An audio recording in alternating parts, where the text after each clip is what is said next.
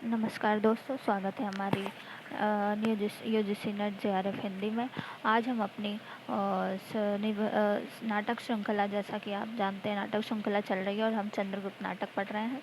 आज चंद्रगुप्त का हम तीसरा भाग और द्वितीय अंक पढ़ने जा रहे हैं। और द्वितीय अंक चल रहा है हमारा, चल नहीं रहा है, मतलब शुरू करने जा रहे हैं। इंपॉर्टेंट पॉइंट नोट कर लीजिएगा। परीक्षा हेतु सभी महत्वपूर्ण कथन आप नोट करिएगा, नहीं तो बाद में दिक्कत हो सकती है।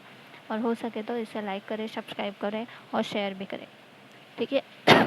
आइए शुरू करते हैं चंद्रगुप्त नाटक का द्वितीय अंक। पहला दृश्य। उद्भांड में सिंधु के किनारे ग्रीक शिविर के पास वृक्ष के नीचे कार्नेलिया बैठी है। कौन बैठा है? कार्नेलिया। उद्भांड में सिंधु नदी के किनारे, ठीक है। कभी कभी एग्जाम में पूछ रहा था कौन सी नदी का जिक्र किया गया, ठीक है। सिंधु नदी ग्रीक शिविर के पास वृक्ष के नीचे। कार्नेलिया। सिंधु का यह मनोहर तट जैसी मेरी आंखों के सामने एक नया चित्रपट उपस्थित कर रहा है। इस वातावरण से धीरे धीरे उठती हुई प्रशांत स्निग्धता उस हृदय में घुस रही है। लंबी यात्रा करके जैसे मैं वहीं पहुंच गई हूँ जहाँ के लिए चली थी। यह कितना निसर्ग सुंदर है, कितना रमणीय है। हाँ, आज वह भारतीय संगीत का पाठ देखूं, भूल तो नहीं गई। किसका? भारतीय संगीत का। गाती है कार्नेलिया। द्वितीय अंक में पहले दृश्य में कार्नेलिया का संगीत आता है। क्या गाती है? अरुण यह मधुमय देश हमारा, जहाँ पहुँच अनजान क्षितिज को मिलता एक सहारा।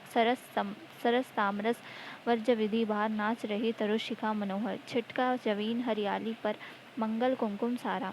लघु सुर धनु से पंख पसारे, शीतल मलय समीर सहारे। उड़ते खग जिस ओर मुँह किए, मसग्य नीर निज प्यारा। बरसाती आंखों के बादल बनते जहाँ अरे करुणा जल। लहरें टकराती अनंत की पाकर जहाँ किनारा। हेम कुंभ ले उषा सवेरे, भरती ढुलकाती सुख मेरे। मंदिर उचते रहते जब, जग कर रजनी चर तारा। फिलिप्स प्रवेश करके क्या कहता है? फिलिप्स कहता है, कैसे मधुर गीत है कार्नेलिया, तुमने तो भारतीय संगीत पर पूरा अधिकार कर लिया है, चाहे हम लोगों को भारत पर अधिकार करने में अभी विलंब हो। कार्नेलिया। फिलिप्स, यह तुम हो? आज दारा की कन्या वाल्हिक जाएगी। दारा की कन्या का नाम क्या था? वाल्हिक। नहीं, दारा की कन्या कहाँ जाएगी? वाल्हिक जाएगी। फिलिप्स कहता है, दारा की कन्या नहीं कुमारी, साम्राज्ञी कहो उसे। कार्नेलिया कहती है, असंभव है फिलिप्स। ग्रीक लोग केवल देशों को विजय करके समझ लेते हैं कि लोगों के हृदयों पर भी अधिकार कर लिया। वह देवकुमारी से सुंदर बालिका साम्राज्ञी कहने पर तिलमिला जाती है। उससे यह विश्वास है कि वह एक महान साम्राज्य की लूट में मिली हुई दासी है, प्रणय परिणीता पत्नी नहीं। फिलिप्स। कुमारी, प्रणय के सम्मुख क्या साम्राज्य तुच्छ है? कार्नेलिया। यदि प्रणय हो। फिलिप्स। प्रणय तो मेरा हृदय पहचानता है। कार्नेलिया हंसकर कहती है, ओहो, यह तो बड़ी विचित्र बात है। फिलिप्स। कुमारी, यह तुम मेरे प्रेम की हंसी उड़ाती हो। कार्नेलिया। नहीं सेनापति, तुम्हारा उत्कृष्ट प्रेम बड़ा भयानक होगा, उससे तो डरना चाहिए। फिलिप्स गंभीर होकर, मैं पूछने आया हूँ कि आगामी युद्धों से दूर रहने के लिए शिविर की सब स्त्रियां स्कंदावार में साम्राज्ञी के साथ जा रही हैं, क्या तुम भी चलोगी? कार्नेलिया। नहीं, संभवतः पिताजी को यहीं रहना होगा, इसलिए मेरे जाने की आवश्यकता नहीं। फिलिप्स कुछ सोचकर, कुमारी, न जाने फिर कब दर्शन हो, इसलिए एक बार इन कोमल करों को चूमने की आज्ञा दो। कार्नेलिया। तुम मेरा अपमान करने का साहस न करो फिलिप्स। फिलिप्स कहता है, प्राण देकर भी नहीं कुमारी, परंतु प्रेम अंधा है। कार्नेलिया। तुम अपने अंधेपन से दूसरे को ठुकराने का लाभ नहीं उठा सकते फिलिप्स। फिलिप्स इधर उधर देखकर, यह नहीं हो सकता। कार्नेलिया का हाथ पकड़ना चाहता है, वह चिल्लाती है, रक्षा करो, रक्षा करो। चंद्रगुप्त प्रवेश करके फिलिप्स की गर्दन पकड़कर दबाता है। वह गिरकर क्षमा मांगता है। चंद्रगुप्त छोड़ देता है। कार्नेलिया। धन्यवाद आरवीर। फिलिप्स लज्जित होकर, कुमारी, प्रार्थना करता हूँ कि इस घटना को भूल जाओ, क्षमा करो।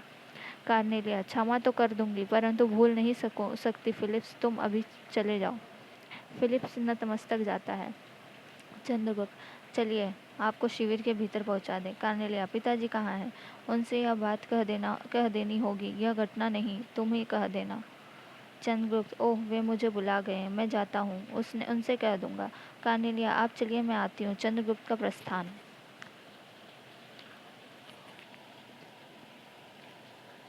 कार्नेलिया, एक घटना हो गई। फिलिप्स ने विनती की उसे भूल जाने भूल जाने की, किंतु उस घटना से और भी किसी का संबंध है, उसे कैसे भूल जाऊं? उन दोनों में श्रृंगार और रौद्र का संगम है। वह भी कितना आकर्षक है, कितना तरंग संकुल है। इसी चंद्रगुप्त के लिए ना उस साधु ने भविष्यवाणी की की है कि भारत सम्राट होने की। उसमें कितनी विनयशीलता, वीरता है। प्रस्थान। कुछ सैनिकों के साथ सिकंदर का प्रवेश। सिकंदर, विजय करने की इच्छा कलांती से मिलती जा रही है। हम लोग इतने बड़े आक्रमण के समारंभ में लगे हैं और यह देश जैसा सोया हुआ है।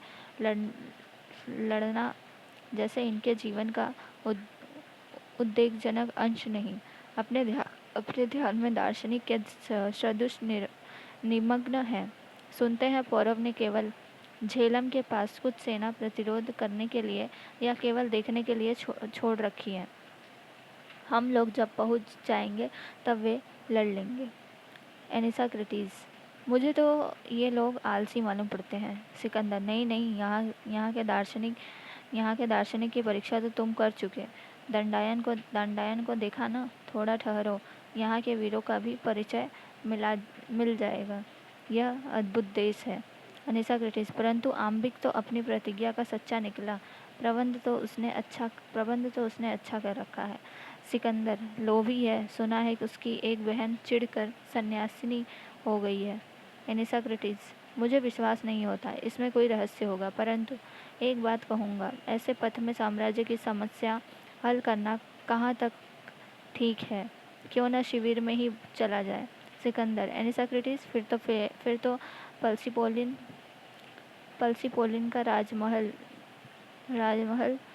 छोड़ने की आवश्यकता न थी। यहाँ एकांत में मुझे कुछ ऐसी बातों पर विचार करना है जिस पर भारत अभियान का भविष्य निर्भर है। मुझे उसे नंगे ब्राह्मण की बातों से बड़ी आशंका हो रही है। भविष्यवाणियाँ प्रायः सत्य होती हैं।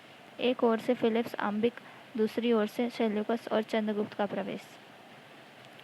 सिकंदर, कहो फिलिप्स, तुम्हें क्या कहना है? फिलिप्स, आम्बिक से पूछ लिया जाए। आम्बिक, यहाँ एक षड्यंत्र चल रहा है। फिलिप्स, और उसके सहायक है सेल्यूकस। सेल्यूकस क्रोध और आश्चर्य से, इतनी नीचता! अभी उस लज्जानायक अपराध का प्रकट करना बाकी ही रहा। उल्टा अभियोग प्रमाणित करना होगा फिलिप्स, नहीं तो खड्ग इसका न्याय करेगा। सिकंदर, उत्तेजित न हो सेल्यूकस। फिलिप्स, तलवार को कभी का न्याय कर देती, परंतु देवपुत्र का भी जान लेना आवश्यक था। कौन कह रहा है? फिलिप्स कह रहा है। नहीं तो निर्लज्ज विद्रोही की हत्या करना पाप नहीं, पुण्य है। सेल्यूकस तलवार खींचता है। सिकंदर, तलवार खींचने से अच्छा होता कि तुम अभियोग को निर्मूल प्रमाणित करने की चेष्टा करते। बतलाओ, तुमने चंद्रगुप्त के लिए अब क्या सोचा? सेल्यूकस, चंद्रगुप्त ने अभी कार्नेलिया को इस नीच फिलिप्स के हाथ से अपमानित होने से बचाया है और मैं स्वयं यह अभियोग आपके सामने उपस्थित करने वाला था। सिकंदर, परंतु साहस नहीं हुआ। क्यों सेल्यूकस? फिलिप्स, क्यों साहस होता? इनकी कन्या दांडायन के आश्रम पर भारतीय दर्शन पढ़ने जाती है, भारतीय संगीत सीखती है। वहीं पर विद्रोही कारिणी अलका भी जाती है और चंद्रगुप्त के लिए यह जनरव फैलाया गया है कि यही भारत का भावी सम्राट होगा। सेल्यूकस, रोक अपनी अबाध गति से चलने वाली जीभ रोक। सिकंदर, ठहरो सेल्यूकस, तुम अपने को विचाराधीन समझो। हाँ तो चंद्रगुप्त, मुझे तुमसे कुछ पूछना है। चंद्रगुप्त, क्या है? सिकंदर, सुना है मगध का वर्तमान शासक एक नीच जन्मा जारद संतान है। उसकी प्रजा असंतुष्ट है और तुम उस राज्य को हस्तगत करने का प्रयत्न कर रहे हो। चंद्रगुप्त, हस्तगत नहीं, उसका शासन बड़ा क्रूर हो गया है। मगध का उद्धार करना चाहता हूँ। सिकंदर, और उस ब्राह्मण के कहने पर अपने सम्राट होने का तुम्हें विश्वास हो गया होगा, जो परिस्थिति को देखते हुए असंभव भी नहीं जान पड़ता। चंद्रगुप्त असंभव क्यों नहीं? सिकंदर हमारी सेना इसमें सहायता करेगी, फिर भी असंभव है। चंद्रगुप्त मुझे आपसे सहायता लेनी है। सिकंदर क्रोध से फिर इतने दिनों तक ग्रीक शिविर में रहने का तुम्हारा उद्देश्य? चंद्रगुप्त कहता है, एक साधारण निमंत्रण सेल्यूकस से उपकृत होने के कारण उनके अनुरोध की रक्षा, परंतु मैं यवनों को अपना शासक बनने को आमंत्रित करने नहीं आया हूँ। सिकंदर परंतु इन्हीं यवनों के द्वारा भारत जो आज तक कभी भी आक्रांत नहीं हुआ है, विजित किया जाएगा। चंद्रगुप्त यह भविष्य के गर्भ में है, उसके लिए अभी से इतना उछल कूद मचाने की आवश्यकता नहीं। सिकंदर अबोध युवक तो गुप्तचर है। चंद्रगुप्त नहीं, कदापि नहीं। अवश्य ही यहाँ रहकर यवन रणनीति से मैं कुछ परिचित हो गया हूँ। मुझे लोभ से पराभूत गांधार राज आम्बिक समझने की भूल न होनी चाहिए। मैं मगध का उद्धार करना चाहता हूँ, परंतु यवन लुटेरों की सहायता से नहीं। सिकंदर तुमको अपनी विपत्तियों से डर नहीं, ग्रीक लुटेरे हैं। चंद्रगुप्त क्या यह झूठ है? लूट के लोभ से हत्या, व्यासियों को एकत्र करके उन्हें वीर सेना कहना, रण कला का उपहास करना है। सिकंदर आश्चर्य और क्रोध से सेल्यूकस। चंद्रगुप्त कहता है, सेल्यूकस नहीं, चंद्रगुप्त से कहने की बात चंद्रगुप्त से कहनी चाहिए। आम्बिक शिष्टता से बातें करो। चंद्रगुप्त स्वच्छ हृदय भीरु कायरों की किसी वांछक शिष्यता नहीं जानता। अनार्य देश तो ही आम्बिक। चंद्रगुप्त रोटियों के लालच या वो घृणाजनक लोभ से सिकंदर के पास नहीं आया है। ये कथन नोट कर लीजिएगा, ये चंद्रगुप्त का ही कथन है, गलती से किसी और को टिप्पणी कर दीजिएगा। सिकंदर बंदी कर लो इसे। आम्बिक, फिलिप्स एनिसाक्रिटी टूट पड़ते हैं। चंद्रगुप्त असाधारण वीरता से तीनों को घायल करता हुआ निकल जाता है। सिकंदर सेल्यूकस सम्राट। सिकंदर यह क्या? सेल्यूकस आपका अविवेक। चंद्रगुप्त एक वीर युवक है। यह आचरण उसकी भावी श्री और पूर्ण मनुष्यता का घोतक है। सम्राट हम लोग जिस काम से आए हैं उसे करना चाहिए। फिलिप्स को अंतःपुर की महिलाओं के साथ बालिक जाने दीजिए। कहाँ जाने दीजिए? बालिक। सिकंदर सोचकर, अच्छा जाओ। प्रस्थान। दूसरा दृश्य, झेलम तट का वनपथ। चाणक्य, चंद्रगुप्त और अलका का प्रवेश। अलका आर्य अब हम लोगों का क्या कर्तव्य है? चाणक्य पलायन। चंद्रगुप्त व्यंग न कीजिए गुरुदेव। चाणक्य दूसरा उपाय क्या है? अलका है क्यों नहीं? चाणक्य हो सकता है। दूसरी ओर देखने लगता है। चंद्रगुप्त गुरुदेव। चाणक्य परिव्राजक होने की इच्छा है क्या? यही एक सरल उपाय है। चंद्रगुप्त नहीं, कदापि नहीं। यवनों को प्रतिपद में बाधा देना मेरा कर्तव्य है और शक्ति का प्रयत्न करूंगा। चाणक्य यह तो अच्छी बात है, परंतु सिंहरण अभी नहीं आया। चंद्रगुप्त उसे समाचार मिलना चाहिए। चाणक्य अवश्य मिला होगा। अलका यदि ना आ सके? चाणक्य जब काली घटाओं से आकाश घिरा हो, रह कर बिजली। कौन कह रहा है? चाणक्य कथन, ये नोट करिएगा, बहुत ज़्यादा इम्पोर्टेंट है कथन, वेरी वेरी इम्पोर्टेंट। जब काली घटाओं से आकाश घिरा हो, रह कर बिजली चमक जाती हो, पवन स्तब्ध हो, उमस बढ़ रही हो और आषाढ़ के आरंभिक दिन हो, तब किस बात की संभावना करनी चाहिए? यह कथन जब आएगा ना, तो आप आषाढ़ का दिन नाटक मत टिक कर दीजिएगा। यह कथन जो है चंद्रगुप्त नाटक से है, ठीक है? आषाढ़ देख के आषाढ़ नहीं करना है आपको। अलका जल बरसने की। चाणक्य ठीक उसी प्रकार जब देश में युद्ध हो, सिंहरण मालव को समाचार मिला हो, तब उसके आने की भी निश्चितता आशा है। चंद्रगुप्त उधर देखिए, वे दो व्यक्ति कौन आ रहे हैं? सिंहरण का सहारा लिए वृद्ध गांधार राज का प्रवेश। चाणक्य राजन, गांधार राज विभव की छलनाओं से वंचित एक युद्ध, जिसके पुत्र ने विश्वासघात किया हो और कन्या ने साथ छोड़ दिया हो, मैं वही एक अभागा मनुष्य हूँ।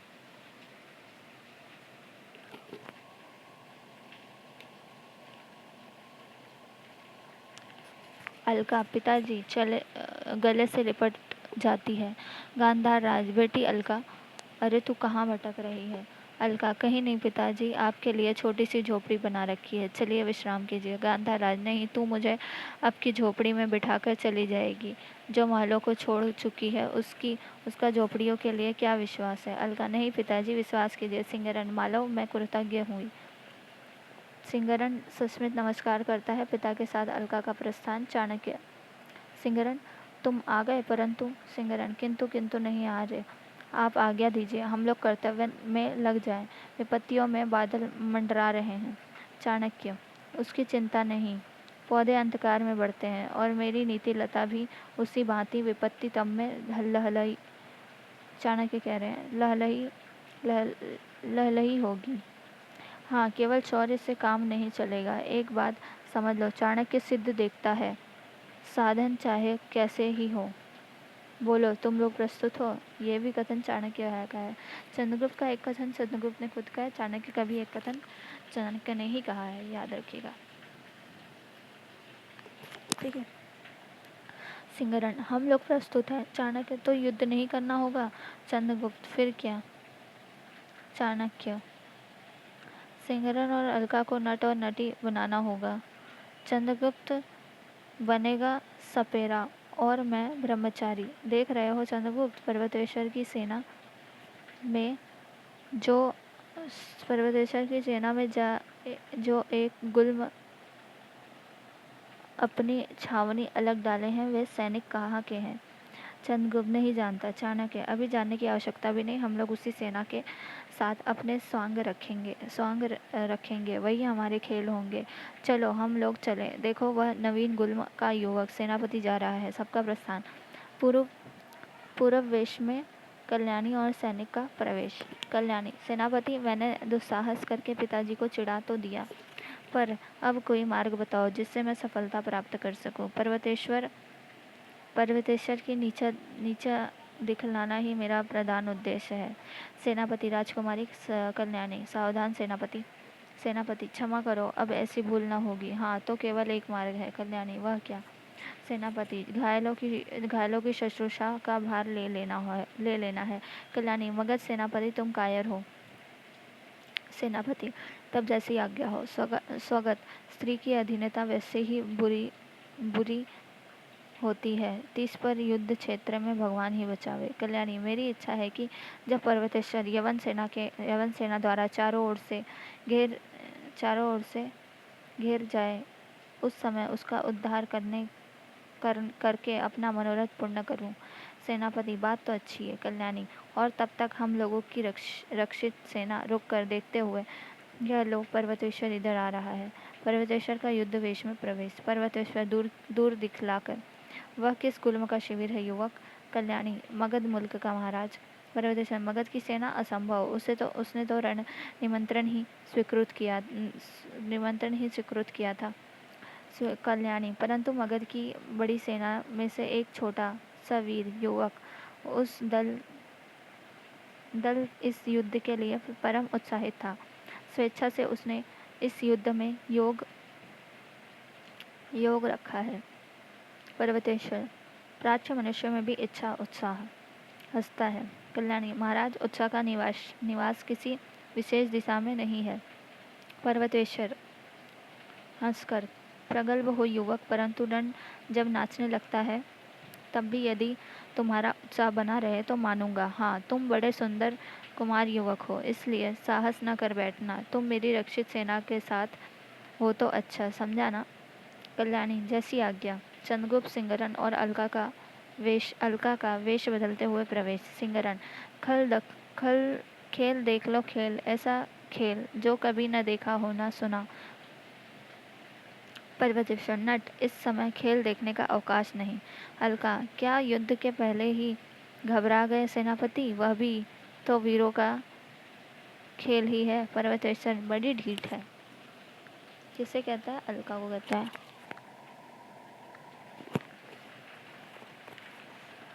चंद्रगुप्त, ना हो तो नागों का ही दर्शन कर लो। कल्याणी, बड़ा कौतुक है महाराज, इन नागों को ये लोग किस प्रकार वश कर लेते हैं। चंद्रगुप्त संभ्रम से, महाराज हैं तब तो अवश्य पुरस्कार मिलेगा। सपरों की सी चेष्टा करता है, पिटारे खोलकर सांप निकालता है। कल्याणी आश्चर्य है, मनुष्य ऐसे कुटिल विषधरों को भी वश कर सकता है, परंतु मनुष्य को नहीं। पर्वतेश्वर नट नागों पर तुम लोगों का अधिकार कैसे हो जाता है? चंद्रगुप्त मंत्र महोषधि के भाले से बड़े बड़े मत्त नाग वशीभूत होते हैं। किससे हो जाता है? नोट कर लीजिएगा। चंद्रगुप्त क्या कहता है? नागों को वश में कैसे कर लेते हैं हम लोग? मंत्र महाषधि के भाले से। ठीक है। पर्वतेश्वर भाले से? सिंहरण हाँ महाराज, वैसे ही जैसे भालों से मदमत्त मातंग। पर्वतेश्वर तुम लोग कहाँ से आ रहे हो? सिंहरण ग्रीक के शिविर में। चंद्रगुप्त उनके भाले भारतीय हाथियों के लिए व्रज ही हैं। पर्वतेश्वर तुम लोग आम्बिक के चर तो नहीं हो? सिंहरण रातों रात यवन सेना वितस्ता के पार हो गई है, समीप है। महाराज सचेत हो जाइए। पर्वतेश्वर मगध नायक इन लोगों को बंदी करो। चंद्रगुप्त कल्याणी को ध्यान से देखता है। अलका उपकार का भी यह फल। चंद्रगुप्त हम लोग बंदी ही हैं, परंतु रणव्यूह से सावधान होकर सैन्य परिचालन कीजिए। जाइए महाराज, यवन रणनीति भिन्न है। पर्वतेश्वर उद्विग्न भाव से जाता है। कल्याणी सिंहरण से चलो हमारे शिविर में ठहरो, फिर बताया जाएगा। चंद्रगुप्त मुझे कुछ कहना है। कल्याणी अच्छा, तुम लोग आगे चलो। सिंहरण इत्यादि आगे बढ़ते हैं। चंद्रगुप्त इस युद्ध में पर्वतेश्वर की पराजय निश्चित है। कल्याणी परंतु तुम लोग कौन हो? ध्यान से देखती हुई मैं तुमको पहचान। चंद्रगुप्त मगध का एक सपेरा। कल्याणी हूँ, और भविष्यकता भी। चंद्रगुप्त मुझे मगध के पताका के सम्मान की। कल्याणी कौन? चंद्रगुप्त तो नहीं। चंद्रगुप्त अभी तो एक सपेरा हूँ राजकुमारी कल्याणी। कल्याणी एक क्षण चुप रहकर, हम दोनों को चुप रहना चाहिए। दोनों का प्रस्थान। तीसरा दृश्य युद्ध क्षेत्र, सैनिकों के साथ पर्वतेश्वर सेनापति भूल हुई। पर सेनापति हाथियों ने ही उद्यम मचा रखा है और रथी सेना भी व्यर्थ सी रही है। पर्वतेश्वर सेनापति युद्ध में जय या मृत्यु दो में से एक होनी चाहिए। सेनापति महाराज सिकंदर को विस्तार पर यह अच्छी तरह विदित हो गया है कि हमारे खड्गों में कितनी धार है। स्वयं सिकंदर का अवश्य मारा गया वैर राजकुमार के भीषण भाले की चोट सिकंदर न संभाल सका। पर्वतेश्वर प्रशंसा का समय नहीं है, शीघ्रता करो, मेरा रणगज प्रस्तुत करो, मैं स्वयं गज सेना का संचालन करूंगा। चलो सब जाते हैं। कल्याणी और चंद्रगुप्त का प्रवेश। कल्याणी चंद्रगुप्त तुम्हें यदि मगध सेना विद्रोही जानकर बंदी बनावे। चंद्रगुप्त बंदी मेरा देश है राजकुमारी, दारुण द्वेष से सब जकड़े हैं, इसलिए इसकी चिंता भी नहीं। परंतु राजकुमारी का युद्ध क्षेत्र में आना अनोखी बात है। कल्याणी केवल तुम्हें देखने के लिए। मैं जानती थी कि तुम युद्ध में अवश्य सम्मिलित होगे। मुझे भ्रम हो रहा है कि तुम्हारे निवासन के भीतरी कारणों से एक मैं भी हूँ। चंद्रगुप्त परंतु राजकुमारी मेरा हृदय देश की दुर्दशा से व्याकुल है और ज्वाला में सम्मिलित मरझा गई है। कल्याणी चंद्रगुप्त राजकुमारी समय नहीं, देखो वह भारतीयों के प्रतिकूल दैव मेघमाला का सृजन किया है। रथ बेकार होंगे और हाथियों का प्रत्यावर्तन खैर भी भयानक हो रहा है। कल्याणी तब मगध सेना तुम्हारे अधीन है, जैसा चाहो करो। चंद्रगुप्त पहले उस पहाड़ी पर एक सेना एकत्र होनी चाहिए, शीघ्र आवश्यकता होगी। पर्वतेश्वर की पराजय को रोकने की चेष्टा कर देखूं। कल्याणी चलो, मेघों की गड़गड़ाहट दोनों जाते हैं। एक ओर से सेल्यूकस, दूसरी ओर से पर्वतेश्वर का सैन्य प्रवेश। युद्ध। सेल्यूकस कहता है पर्वतेश्वर अस्त्र रख दो। पर्वतेश्वर यवन सावधान, बचाओ अपने आप को। तुमुल युद्ध घायल होकर सेल्यूकस का हटना। पर्वतेश्वर सेनापति देखो, उन कायरों को रोको, उनसे कह दो कि आज रणभूमि में पर्वतेश्वर पर्वत के समान अचल है। जय पराजय की चिंता नहीं। इन्हें बतला देना होगा कि भारतीय लड़ना जानते हैं। बादलों से पानी बरसने की जगह ब्रज बरस से सारी गज सेना छिन्न भिन्न हो जाए। रथे विरथ हो, रक्त के नाले धमनियों से बहें, परंतु एक पग भी पीछे हटना पर्वतेश्वर के लिए असंभव है। धर्म युद्ध में प्राण भिक्षा मांगने चलो वाले भिखारी हम नहीं। जाओ उन भगोड़ों से एक बार जन्नी के संतंत की लज्जा के नाम पर रुकने के लिए कहो। कहो कि मरने का क्षण एक ही है। जाओ। सेनापति का प्रस्थान, सिंहरण और लड़का का प्रवेश। सिंहरण, महाराज यह प्रस्थान सुरक्षित नहीं, उस पहाड़ी पर चलिए। पर्वतेश्वर, तुम कौन हो युवक? सिंहरण, एक मालव। पर्वतेश्वर, मालव के सुख से ऐसा कभी नहीं सुना गया, मुख से ऐसा कभी नहीं सुना गया। मालव खड़क क्रीड़ देखनी हो तो खड़े रहो, डर लगता है तो पहाड़ी पर जाओ। सिंहरण, महाराज यवनों का एक दल वह आ रहा है। पर्वतेश्वर, आने दो, तुम हट जाओ। सेलुकस और फिलिप्स का प्रवेश। सिंहरण और पर्वतेश्वर का युद्ध लड़खड़ा कर गिरने की चेष्टा। चंद्रगुप्त और कल्याणी का सैनिक के साथ पहुंचना। दूसरी ओर से सिकंदर का आना। युद्ध बंद करने के लिए सिकंदर की आज्ञा। चंद्रगुप्त, युद्ध होगा। सिकंदर, कौन? चंद्रगुप्त, हाँ देवपुत्र सिकंदर। किससे युद्ध? मुर्मुष घायल पर्वतेश्वर। वीर पर्वतेश्वर से कदापि नहीं। आज मुझे जय पराजय का विचार नहीं है। मैंने एक अलौकिक वीरता का स्वर्गीय दृश्य देखा है। होमर की कविता में पड़ी हुई जिस कल्पना से मेरा हृदय भरा है, उसे यहाँ प्रत्यक्ष देखा। किसकी कविता का जिक्र हुआ है? होमर की कविता। कौन पढ़ा हुआ है? सिकंदर ने पढ़ा हुआ है। भारतीय वीर पर्वतेश्वर, अब मैं तुम्हारा साथ कैसा व्यवहार करूं? पर्वतेश्वर रक्त पोंछते हुए, जैसा एक नरपति अन्य नरपति के साथ करता है। सिकंदर, तो सिकंदर कहता है, मैं तुमसे मैत्रेयी करना चाहता हूँ। विस्मय विमुग्ध होकर तुम्हारी सराहना किए बिना मैं नहीं रह सकता। धन्य आर्यवीर पर्वतेश्वर, मैं तुमसे युद्ध न करके मैत्रेयी भी कर सकता हूँ। चंद्रगुप्त, पंचनंद नरेश, आप क्या कर रहे हैं? समस्त मगध सेना आपकी प्रतीक्षा में है, युद्ध होने दीजिए। कल्याणी, इन थोड़े से अर्थजीव यवनों को विचलित करने के लिए प्राप्त मगध सेना है। महाराज आज्ञा दीजिए। पर्वतेश्वर, नहीं युवक, वीरता भी एक सुंदर कला है, उस पर मुग्ध होना आश्चर्य की बात नहीं। मैंने वचन दे दिया, अब सिकंदर चाहे हटे। सिकंदर, कदापि नहीं। कल्याणी, शिरस्त्र गांड फेंक कर जाती हूँ क्षत्रिय परमेश्वर, तुम्हारे पतन में रक्षा न कर सके, बड़ी निराशा हुई। पर्वतेश्वर, तुम कौन हो? चंद्रगुप्त, मगध राजकुमारी कल्याणी देवी। पर्वतेश्वर, ओह पराजय, निष्ठुर पराजय। चंद्रगुप्त और कल्याणी का प्रस्थान। सिकंदर आश्चर्य से देखता है। उनका घायल सिंहरण अलका घायल सिंहरण को उठाया चाहती है और आम्बिक आकर दोनों को बंदी करता है। पर्वतेश्वर, यह क्या? आम्बिक, इनको अभी बंदी बना रखना आवश्यक है। पर्वतेश्वर, तो ये लोग मेरा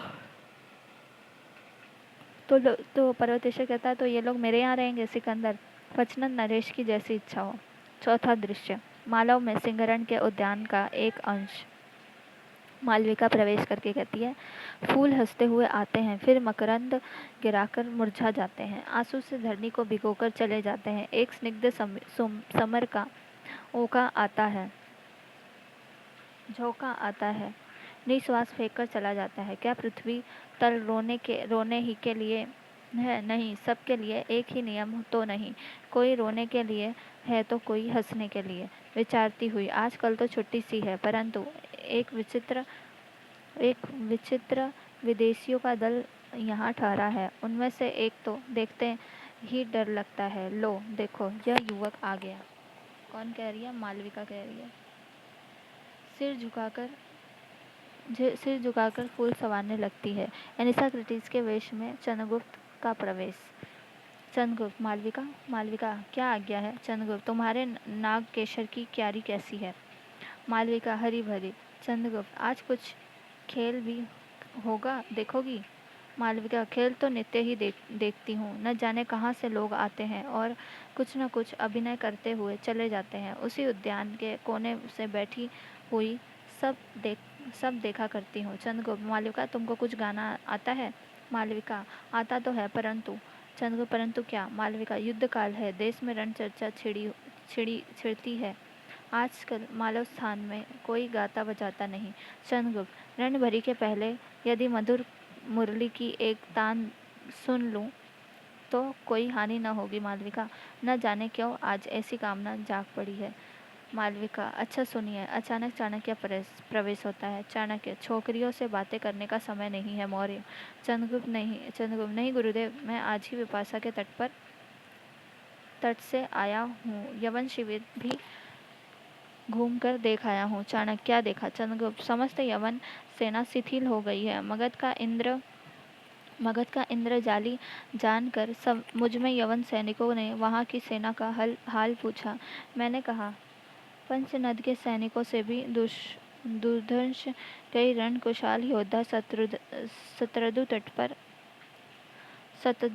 पर तुम लोगों की प्रतीक्षा कर रहे हैं। यह सुनकर कि नंद के पास कई लाख सेना है, उन लोगों में घातक छा गया और एक प्रकार का विद्रोह फैल गया। चाणक्य हाँ, तब क्या हुआ? कैलिस्थनीज कैलिस्थनीज के अनुयायियों ने क्या किया? चंद्रगुप्त उनकी उत्तेजना से सैनिकों ने विपाशा को पार करना अस्वीकार कर दिया और यवन देश लौट चलने के लिए आग्रह करने लगे। सिकंदर के बहुत अनुरोध करने पर भी वे युद्ध के लिए सहमत नहीं है।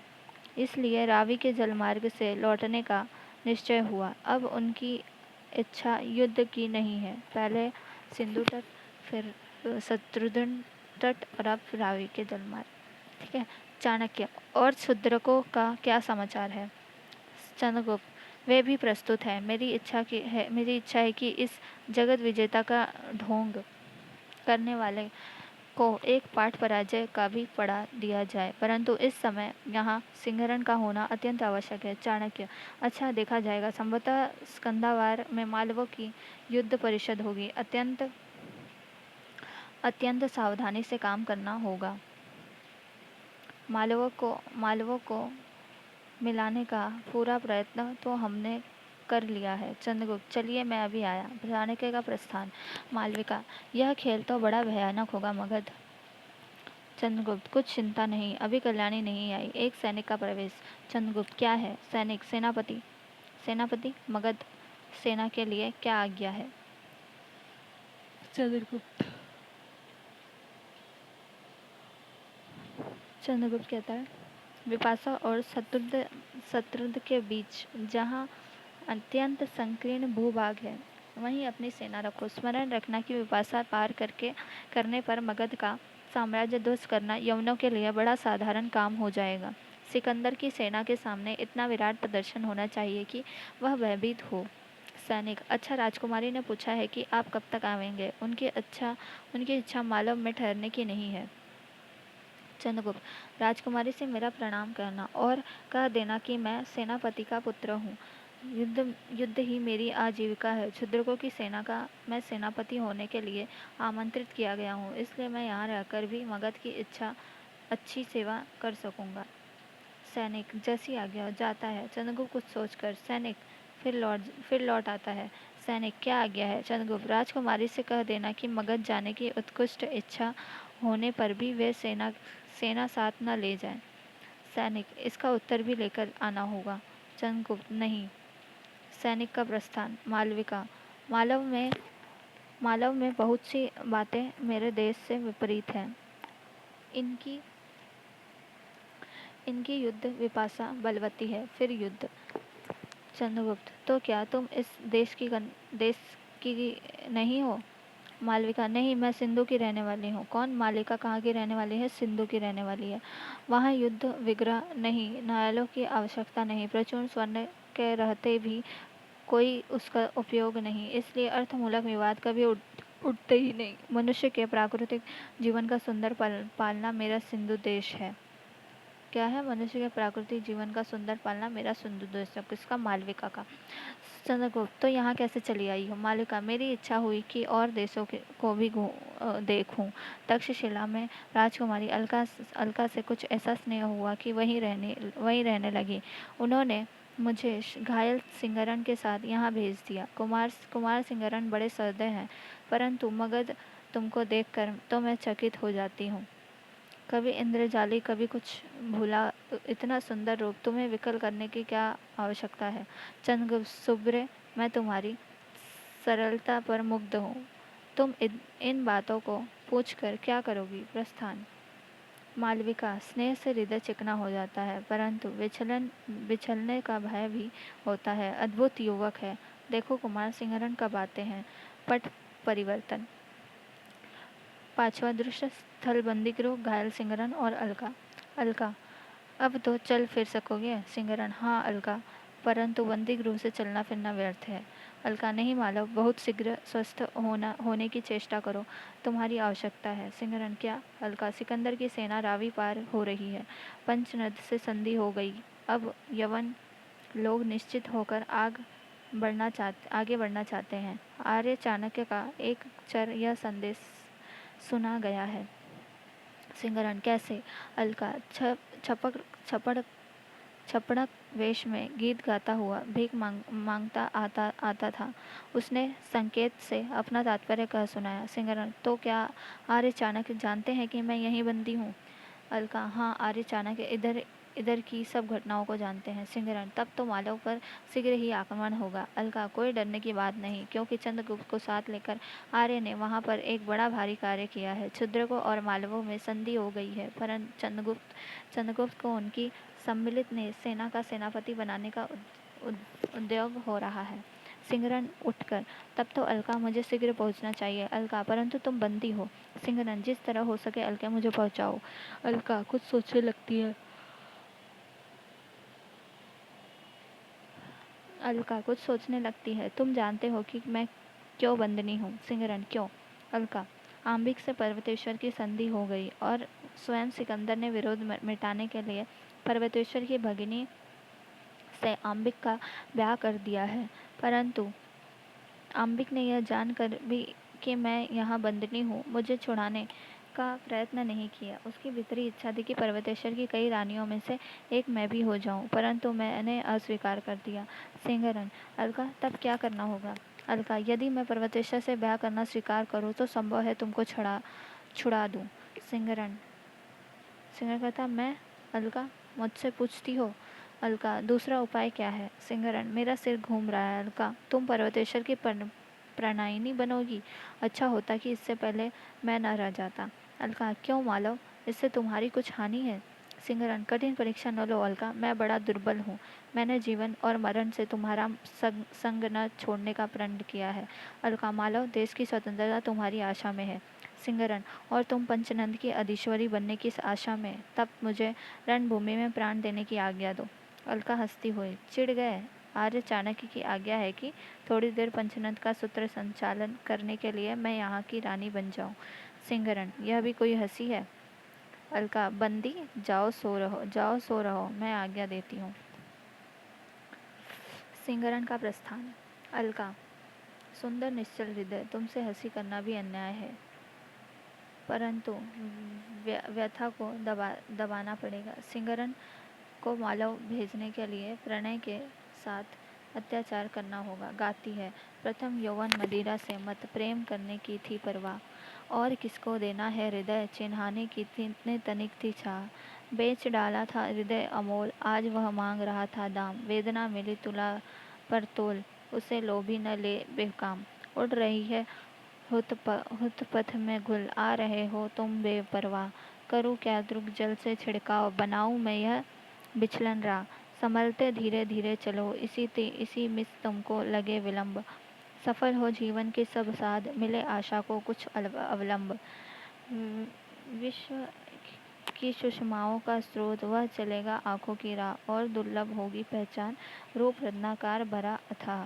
पर्वतेश्वर का प्रवेश। पर्वतेश्वर, सुंदरी अलका, तुम कब तक यहाँ रहोगी? अलका, यह बंदी बनाने वाले की इच्छा पर निर्भर करता है। पर्वतेश्वर, तुम्हें कौन बंदी बनाता है? यह तुम्हारा अन्याय है अलका। चलो, सुसज्जित राजभवन तुम्हारी प्रत्याशा में है। उल्का, नहीं पौरव, मैं राजभवनों से डरती हूँ, क्योंकि उनके लोभ से मनुष्य आजीवन मानसिक कारावास भोगता है। कौन कहता है? अलका कहती है। ठीक है। पर्वतेश्वर, इसका तात्पर्य? अलका, कोमल सैया पर लेटे रहने की प्रत्याशा में स्वतंत्रता का भी विसर्जन करना पड़ता है, यही उन विलासपूर्ण राजभवनों का प्रलोभन है। पर्वतेश्वर व्यंग न करो अलका। पर्वतेश्वर ने जो कुछ किया है वह भारत का एक एक बच्चा जानता है, परंतु दैव प्रतिकूल हो तब क्या किया जाए। अलका, मैं मानती हूँ, परंतु आपकी आत्मा इसे मानने के लिए प्रस्तुत न होगी। हम लोग जो आपके लिए, देश के लिए प्राण देने को प्रस्तुत थे,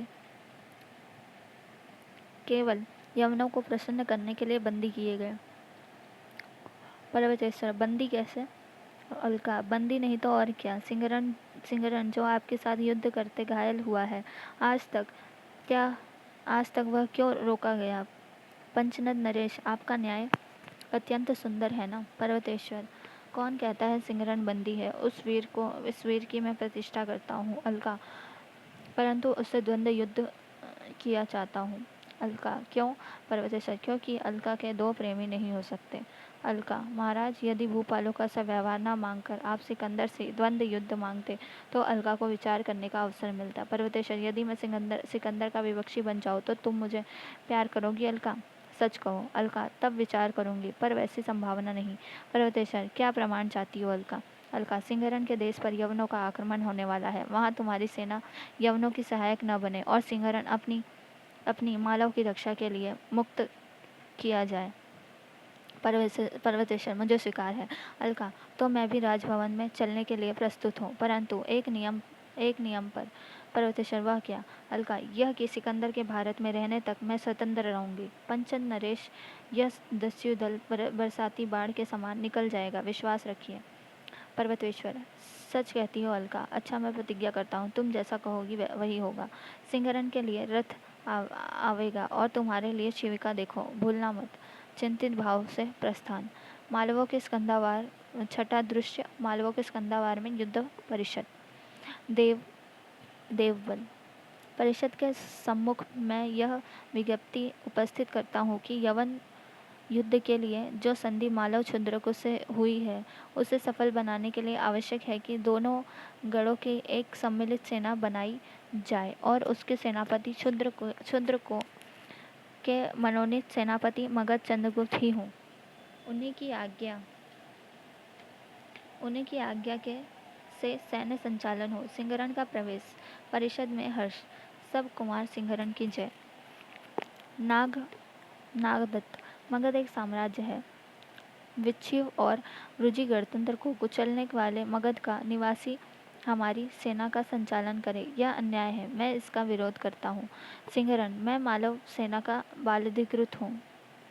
यह सेना का अधिकार परिषद ने प्रदान किया है और साथ ही मैं संधि विग्रही का कार्य भी करता हूँ। पंचनद की परिस्थिति में मैं स्वयं देख आया हूँ और मगध चंद्रगुप्त को भी भली भांति जानता हूँ। मैं चंद्रगुप्त के आदेशानुसार युद्ध चलाने के लिए सहमत हूँ और भी मेरी एक प्रार्थना है।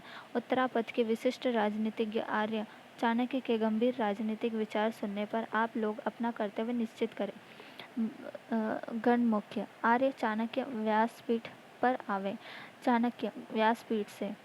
उत्तरापथ के प्रमुख गणतंत्र मालव राष्ट्र की परिषद का मैं अनुग्रहित हूँ कि ऐसे गंभीर अवसर पर मुझे कुछ कहने के लिए उसने आमंत्रित किया। गणतंत्र और एक राज्य का प्रश्न यहाँ नहीं, क्योंकि लिच्छवी और वृज्जियों का अपकार करने वाला मगध का राज्य शीघ्र ही गणतंत्र में परिवर्तित होने वाला है। युद्ध काल में एक नायक की आज्ञा माननी पड़ती है। वहाँ शलाका ग्रहण करके शस्त्र प्रहार करना असंभव है। इतवे सेना का एक नायक तो होना ही चाहिए और यहाँ की परिस्थिति में चंद्रगुप्त से बढ़कर इस कार्य के लिए दूसरा व्यक्ति न होगा।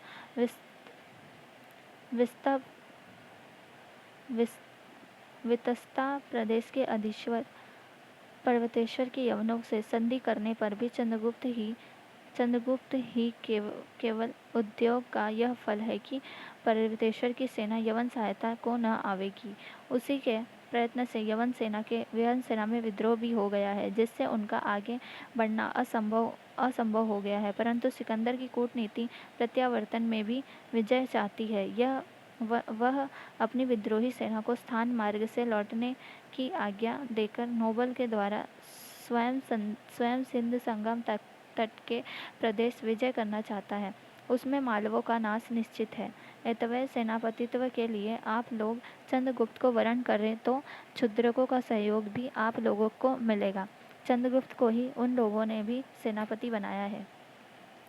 नागदत्त, ऐसा नहीं हो सकता। चाणक्य, प्रबल प्रतिरोध करने के लिए दोनों सैन्यों में एकाधिपत्य होना आवश्यक है। साथ ही क्षुद्रकों की संधि की मर्यादा भी रखनी चाहिए।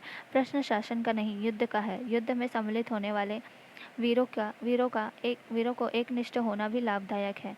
फिर तो मालव और क्षुद्र को दोनों ही स्वतंत्र संघ हैं और रहेंगे। संभवतः इसमें प्राच्यों का एक गण राष्ट्र आगामी दिनों में और भी आ मिलेगा।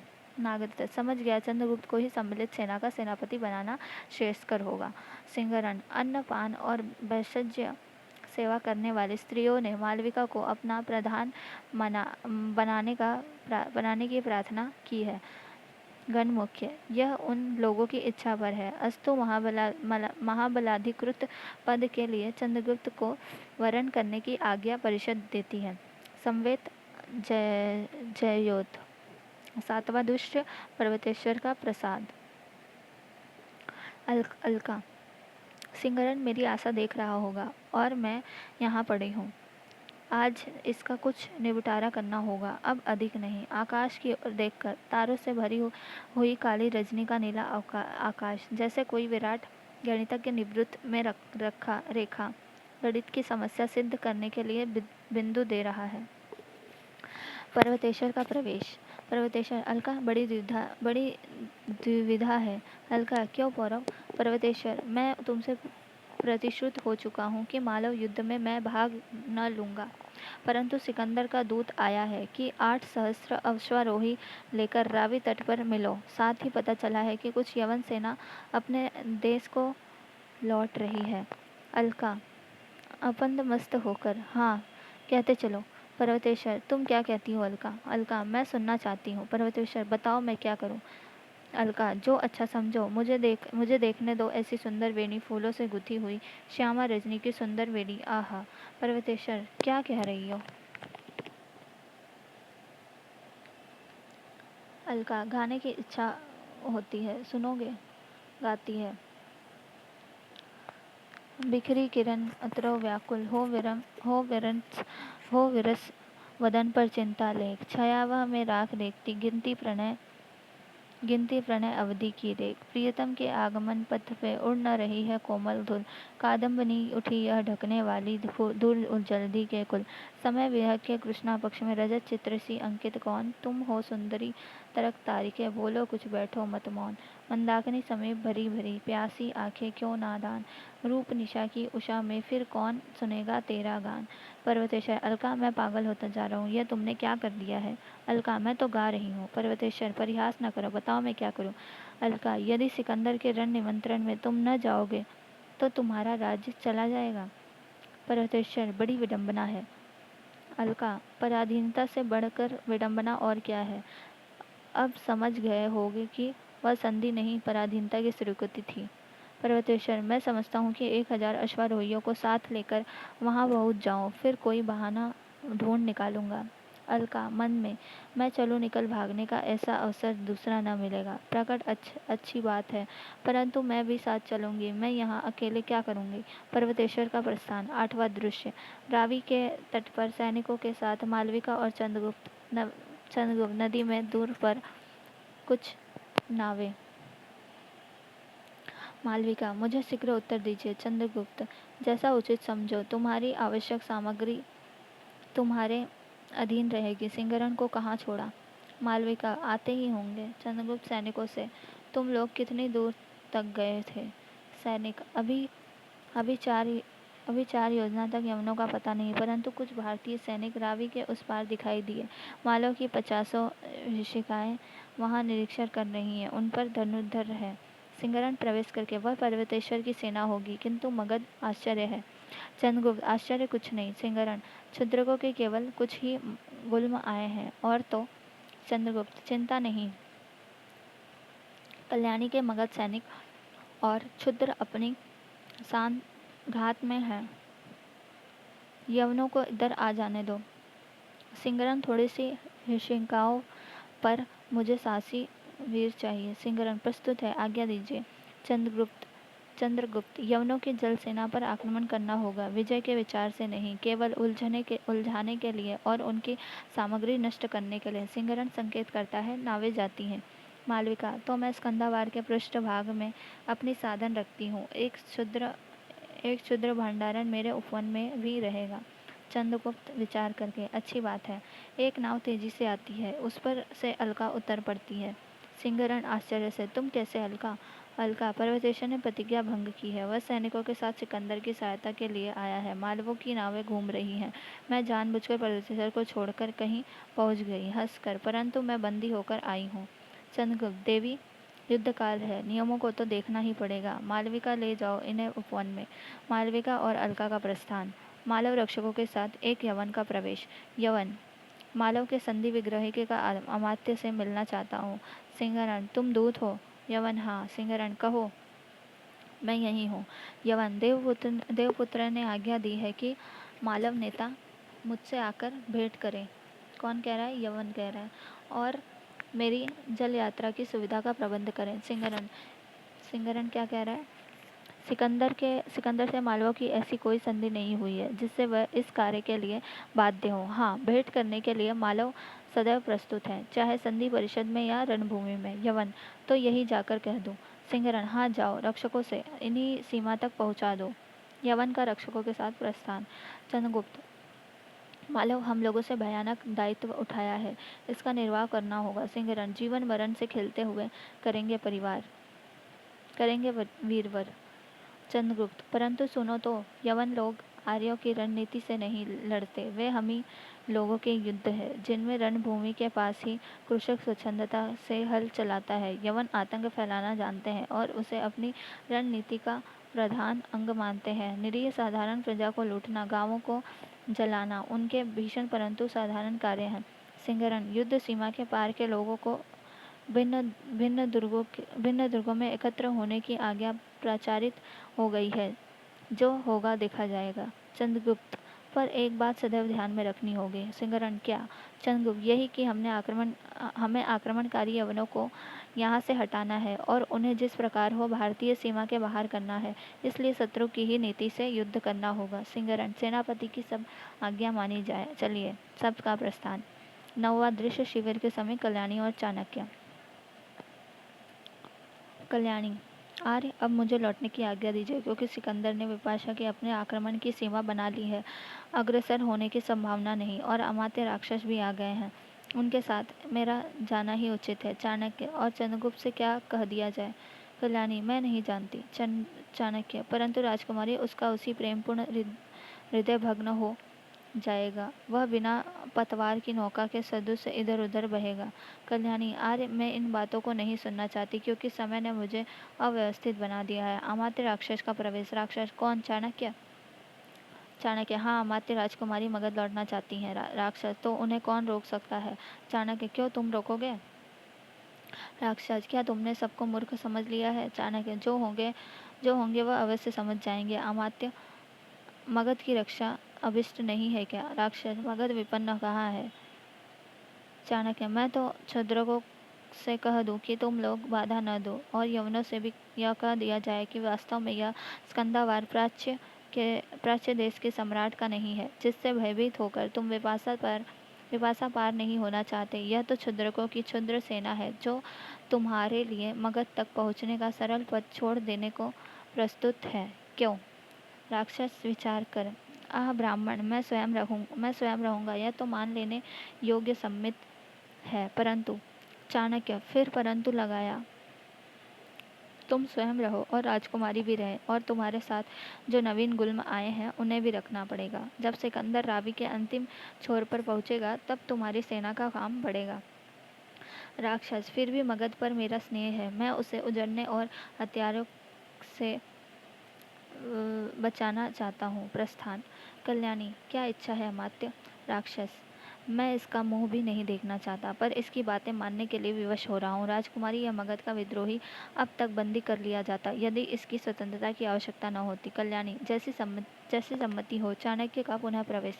चाणक्य, अमात्य सिंह पिंजड़े में बंद हो गया। राक्षस, कैसे? चाणक्य। जल यात्रा में इतना विघ्न उपस्थित हुआ कि सिकंदर को स्थल मार्ग से मालवों पर आक्रमण करना पड़ा। अपना विजय पर फूल फूल कर उसने ऐसा किया, परंतु जा फंसा उसके चंगुल में। अब इधर क्षुद्रकों और मागधों की नवीन सेनाओं से उसको बाधा पहुंचानी होगी। राक्षस, तब तुम क्या कहते हो, क्या चाहते हो? चाणक्य, यही कि तुम अपनी संपूर्ण सेना लेकर विपाशा के तट की रक्षा करो और क्षुद्रकों को लेकर मैं पीछे से आक्रमण करने जाता हूँ। इसमें तो डरने की कोई बात नहीं राक्षस, मैं स्वीकार करता हूँ। चाणक्य, यदि न करोगे तो अपना अनिष्ट करोगे। प्रस्थान। कल्याणी, विचित्र ब्राह्मण है अमात्य, मुझे तो इसको देख कर डर लगता है। राक्षस, विकट है राजकुमारी, एक बार उससे मेरा द्वंद्व होना अनिवार्य है, परंतु अभी मैं उसे बचाना चाहता हूँ। कल्याणी, चलिए। कल्याणी का प्रस्थान। चाणक्य पुनः प्रवेश करके, राक्षस, एक बात तुम्हारे कल्याण की है, सुनोगे? मैं कहना भूल गया। राक्षस, क्या? चाणक्य, नंद को अपनी प्रेमिका सुहासिनी से तुम्हारे अनुचित संबंध का विश्वास हो गया है। अभी तुम्हारा मगध लौटना ठीक न होगा, समझे? चाणक्य का संवेग प्रस्थान। राक्षस सिर पकड़कर बैठ जाता है। 10वां दृश्य। मालव दुर्ग का भीतरी भाग। एक शून्य परकोटा। मालविका, अलका, इधर तो कोई भी सैनिक नहीं है, यदि शत्रु इधर से आवे तब? अलका, दर को ध्वंस करने के लिए यंत्र लगाए जा चुके हैं, परंतु मालव सेना अभी सुख की नींद नहीं सो रही है। सिंहरण को दुर्ग की भीतरी रक्षा का भार देकर चंद्रगुप्त नदी तट से यवन सेना के पृष्ठभाग पर आक्रमण करेंगे। आज की युद्ध का अंतिम निर्णय है। जिस स्थान पर यवन सेना को ले आना अभिष्ट था वहां तक पहुंच गई है। मालविका, अच्छा चलो, कुछ नवीन आहत आ गए हैं, उनकी सेवा का प्रबंध करना है। अलका देखकर कहती है, मालविका, मेरे पास धनुष है और कटार है, इस आपत्ति काल में एक आयुध अपने पास रखना चाहिए, तू कटार अपने पास रख ले। मालविका, मैं डरती हूँ, घृणा करती हूँ, रक्त की प्यासी छुरी अलग करो। अलका, मैंने सेवा का व्रत लिया है। अलका,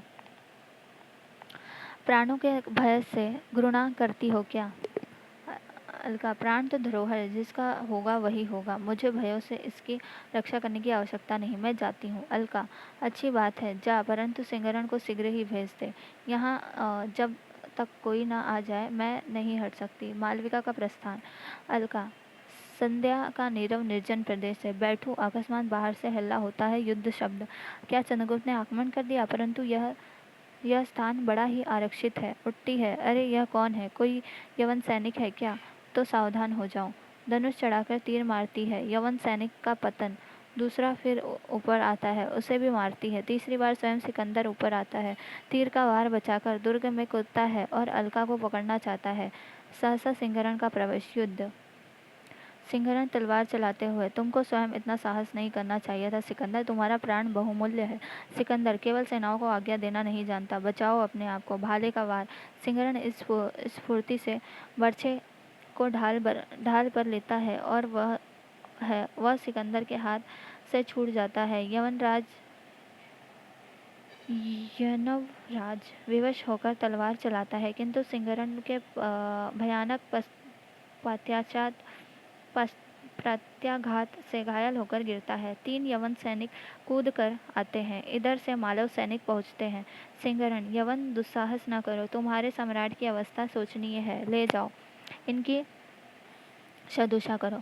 यवन, दुर्ग द्वार टूटता है और अभी हमारे वीर सैनिक इस दुर्ग को मटियामेट करते हैं। सिंहरण, पीछे चंद्रगुप्त की सेना है मूर्ख, इस दुर्ग में आकर तुम सब बंदी होगे, ले जाओ, सिकंदर को उठा ले जाओ। अब जब तक और मालवों का यह न विदित हो जाए कि यही वह सिकंदर है। मालव सैनिक, सेनापति की रक्त का बदला। इस नृशंस ने निरीह जनता का अकारण वध किया है। प्रतिशोध। सिंहरण, ठहरो मालव वीरों, ठहरो, यह भी एक प्रतिशोध है। यह भारत के ऊपर एक ऋण था, पर्वतेश्वर के प्रति उदारता दिखाने का यह प्रत्युत्तर है। यवन, जाओ, शीघ्र जाओ। तीनों यवन सिकंदर को लेकर जाते हैं। घबराया हुआ एक सैनिक आता है। सिंहरण, क्या है? सैनिक, दुर्ग द्वार टूट गया, यवन सेना भीतर आ रही है। सिंहरण कुछ चिंता नहीं, दृढ़ रहो, समस्त मालव सेना से कह दो कि सिंहरण तुम्हारे साथ मरेगा। अलका से तुम मालविका को साथ लेकर अनंतपुर के स्त्रियों को भूगर्भ द्वार से रक्षित स्थान पर ले जाओ। अलका मालव के ध्वंस पर ही आर्यों का यशो मंदिर ऊंचा खड़ा हो सकेगा। जाओ। अलका का प्रस्थान, यवन सैनिकों का प्रवेश, दूसरी ओर से चंद्रगुप्त का प्रवेश और युद्ध। एक यवन सैनिक दौड़ा हुआ आता है। यवन कहता है, सेनापति सेल्यूकस क्षुद्रकों की सेना भी पीछे आ गई है। बाहर की सेना की उन लोगों ने उलझा रखा है। चंद्रगुप्त, यवन सेनापति, मार्ग मार्ग चाहते हो या युद्ध? मुझ पर कृतज्ञता का बोझ है तुम्हारा जीवन। सेल्यूकस कुछ सोचने लगता है। हम दोनों के लिए प्रस्तुत है, किंतु चंद्रगुप्त, शांति, मार्ग दो। जाओ सेनापति, सिकंदर का जीवन बच आए तो फिर आक्रमण करना। यवन सेना का प्रस्थान, चंद्रगुप्त का जय घोष। द्वितीय अंक यहाँ हमारा समाप्त होता है। अगले तृतीय अंक हम कल पढ़ेंगे। तब तक के लिए धन्यवाद।